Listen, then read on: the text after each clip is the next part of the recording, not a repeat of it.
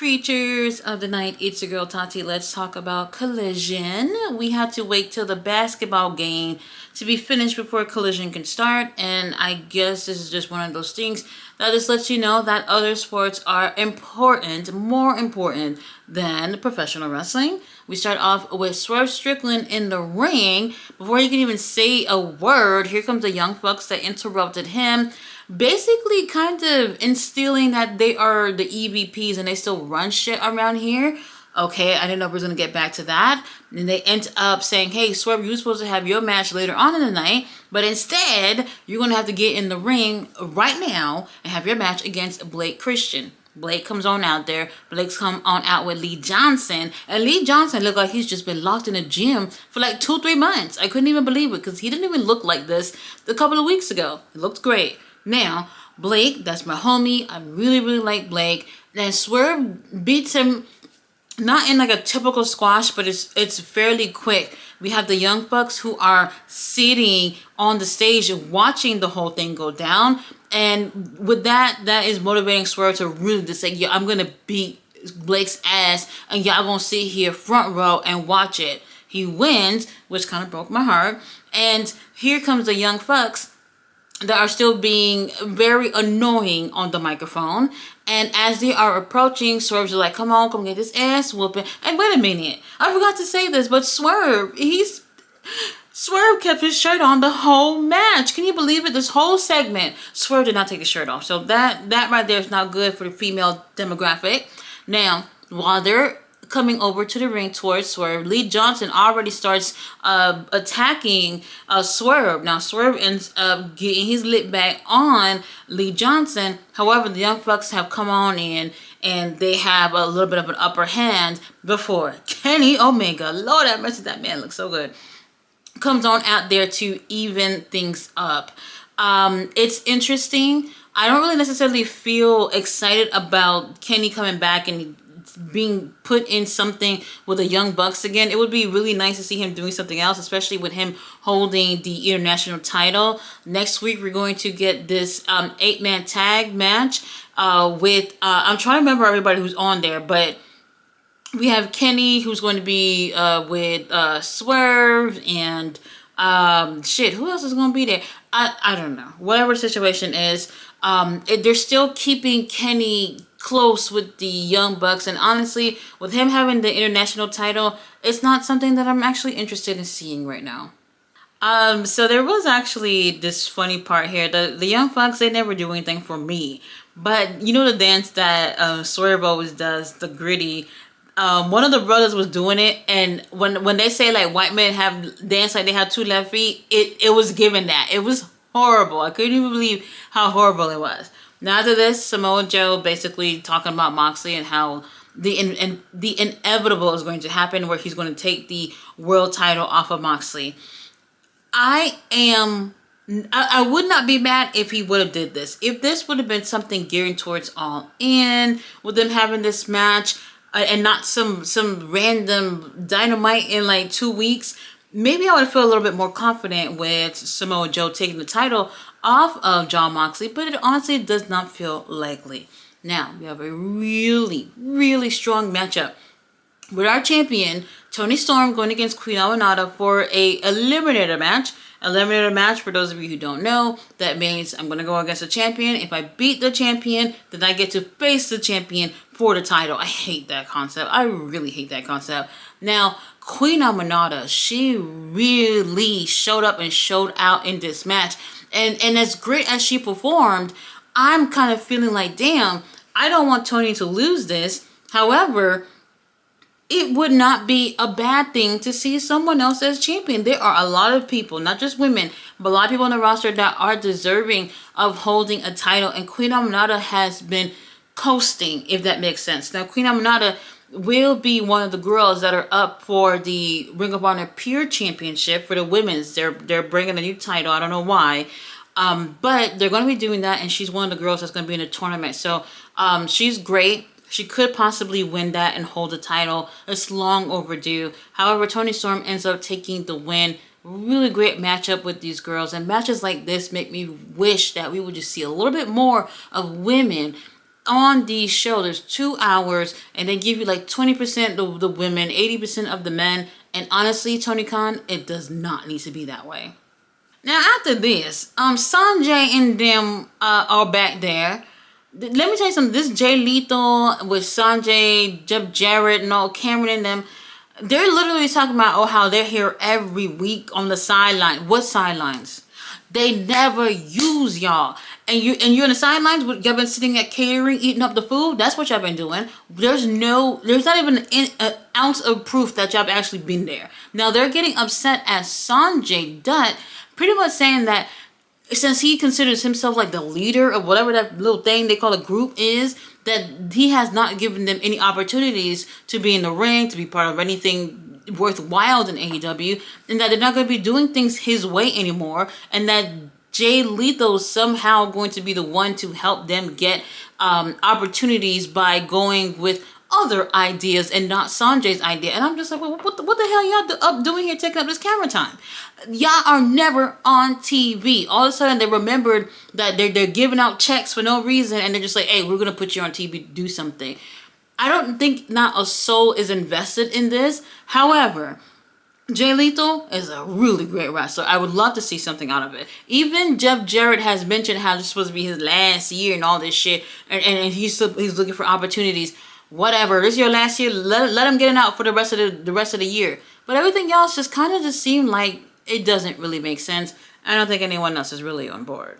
After this, once again, the best wrestler alive, says no one.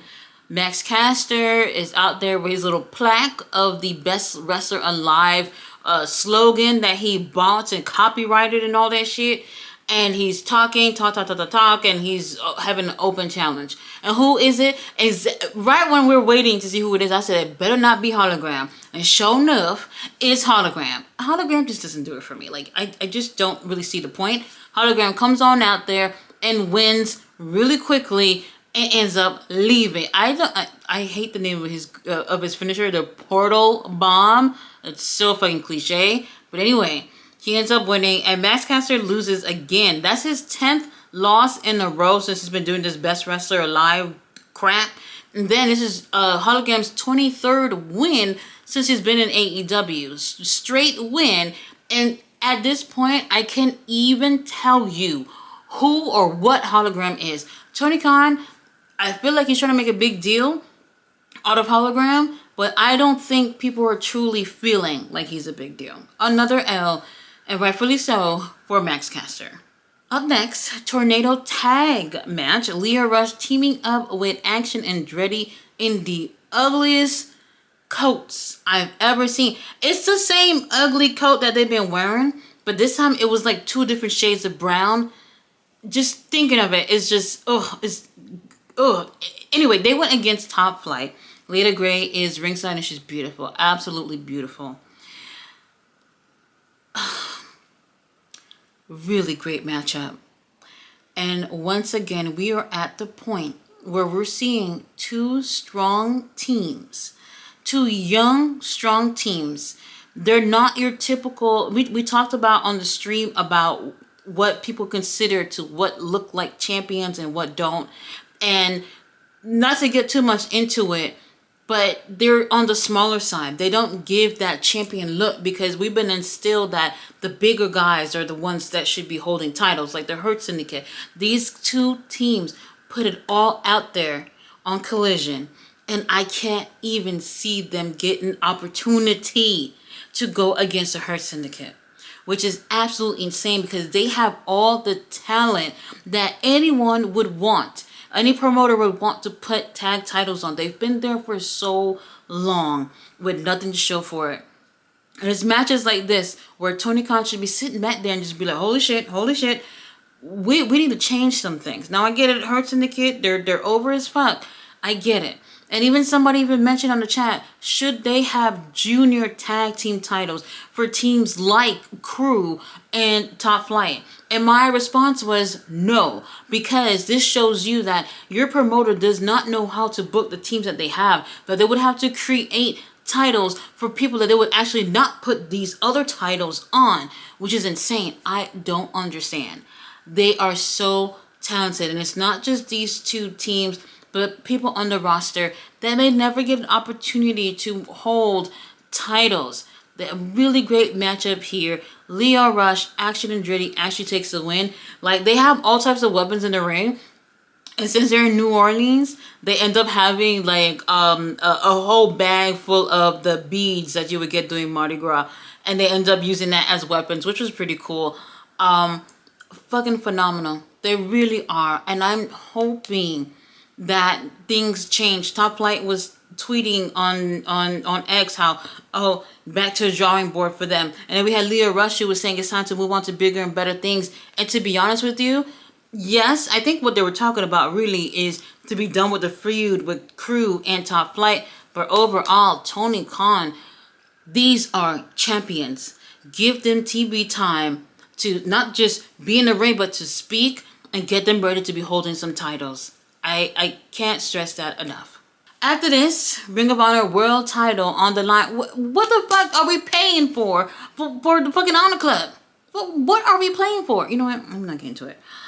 Bandito go against Drilistico. Drilistico really, really talented. He even took a scary bump when we had the doctors and the referee checking up on him, but he alright. He kept going. Oh, actually, I skipped the match. I'll get to that in a second. Their chemistry is really great. Bandito, he looks like a champion. He's a former Ring of Honor champion anyway. Drilistico, very, very talented, who can also be holding a title as well. I can see it if given the opportunity. Really great chemistry, but the title not going anywhere on well, I was gonna say the title wouldn't be going anywhere on a Collision, but we did that like 2 weeks ago or last week with Nick Wayne. So there's that. Really great matchup, but nobody really believes that anything's going to change here. However, Bandito, the 21-plex finisher is just not believable. Not believable to me. I don't like that you have to have your opponents waiting for you to hit your finisher. It just doesn't look as great as it should on television.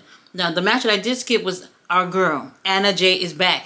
And I was really surprised to see that she's back. She goes against Taylor Gainey, who is local talent. She's really great. She looks really cute too. And it was a squash. What else did we expect? After she wins this, though, Penelope comes out. And I was like, oh shit, we're reigniting things with Penelope and Anna Jay. In my mind, when they both are standing in the ring, I was just like, girls, just hug it out. Just hug it out. And instead, Penelope attacks Anna Jay. While she's attacking her, guess who comes out? Megan Bayne. Megan Bayne takes her sweet time to get into the ring, even stops so that Penelope can stop beating up on Anna Jay and open the ropes for her. When I tell you, I mean, like, that is some boss bitch shit. I love it. She comes on in there and she hits her move onto Anna Jay. And I was just like, oh, wait, hold on. Anna Jay just got here. She just got back. And I was very surprised to see how quickly we got into this. I feel like they're still making Megan Bayne look strong, but to use Anna Jay, who just walked through the damn door again, I don't know if that's what I would have gone with. Now, we had Big Bill and Brian Keith back there. Big Bill seems to want to get away from the Jericho Vortex, while Brian Keith is still trying to keep them within the learning tree, whatever, for what reason, I don't know. And they're talking about how they should find some local talent, bring them to the ring, and crush their dreams by fucking killing them in the ring, whatever. And then he goes on to say, but no, we need a real challenge. So next week, we challenging the Gates of Agony to... I said, how long? Oh? Gates of Agony, they said. And I was just like, please don't squash my guys. Those are my guys. Gates of Agony are super, super cool. Now, look, I like Big Bill. I like Brian Keith. I would prefer for them to just say screw it when it comes to the whole learning tree thing, but I don't know if they will. But I don't think I want to see them beat the Gates of Agony. Gates of Agony, really great tag team. They did lose their match with the Hurt Syndicate last week. Had a really great matchup, had some TV time, but I think sometimes we forget that in terms of Ring of Honor, Gates of Agony have been on quite a long winning streak. Can't remember exactly how much, but they've been really dominant in Ring of Honor. And sometimes I feel like Tony Khan wants Ring of Honor and AEW to be separate, and sometimes he wants them to kind of intertwine with each other. So for me, I don't know how I feel about this matchup. Now up next, we do have Air Fox, who's in the ring, and I'm just like, oh, that man looks so good. I'm like, well, who is he going against? Roosh came out, and I knew it. And I just knew that all hope was lost. Now, while the matchup was great, Roosh was pretty dominating, and the build with Roosh has been very flip-floppy in terms of he's there, and then we don't see him for like another month or two, then he's back, and then we don't see him for another month or two. I don't know where they're going with Roosh, but Roosh, not a squash, but definitely damn near killing AR Fox, ends up taking the win. After this, we hear from Roppongi Vice, which is Rocky Romero and Trent Beretta with them abs. Lord have mercy, Trent Beretta. Adam Cole, while you were injured, that's what you should have did. While you were injured, you should have been working on that body, like how we see Trent Beretta been working out. He looks freaking amazing. Anyway, they're talking about how they was obviously disrespected for all these years that they've been in the business. They've been underrated, and how when it was in, when it was in the conglomerations, there wasn't even on the conglomeration T-shirt. All that shit to be true. And while they're talking, there's some noise in the background, and Rocky was like, well, what the fuck is going on here? He goes and you see that it's the Outrunners that are over there running their mouths while they're getting their TV time. And what do? They beat them up. Oh well, whatever. Now, main event, FTR going against Roderick and Kyle O'Reilly for the billionth time. Did I want to hate on this? Yes, because I want to see it again. However, they gave a really great main event. Very reminiscent to the first few months of Collision, where they would have lengthy main events, right? Maybe the main event itself didn't feel like a big deal coming into it, but they gave you a really great main event, and it was like 15 minutes, maybe a little bit more. And that's how they used to do things when we first started with Collision, those first few months. The main events felt like big fucking deals. I don't know what happened along the way, but tonight kind of made me really feel like Collision, the way they used to do things. At some point, very kind of early on, Kyle O'Reilly was pretty much in the match for the most part, because Roderick, he gets his leg smashed by a steel step, so he's struggling to fucking stand up. So Kyle O'Reilly's putting in the work in this match. Stoltz is ringside, and I'm just not feeling it.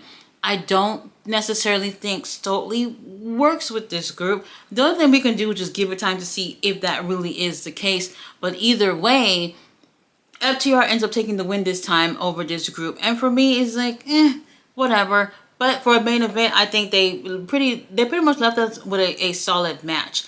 After the match, Adam Cole's scraggly ass came on out there to check up on his buddies. And while he's checking up on them, Stoltz grabs that fragile ankle of his, and then that's when the FTR, they found their moment to hit a shadow machine on Adam Cole. Good, good, good. Now, here comes Danny Garcia putting his nose in people's business. He comes on out there with a crowbar, and he's running towards FTR.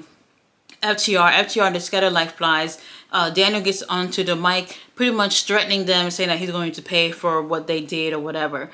Danny Garcia, he just had a title up until like a couple of weeks ago, and he gives no aura of someone who was just holding a title. That's just the truth. Do I like Danny? Oh yeah, absolutely, I like Danny. But what are we doing? These are young guys that should be having more opportunities to really be stars. He's really great in the ring, but when he speaks and the way he carries himself, it's not giving anything that I would run away from, even if he had a crowbar in his hand.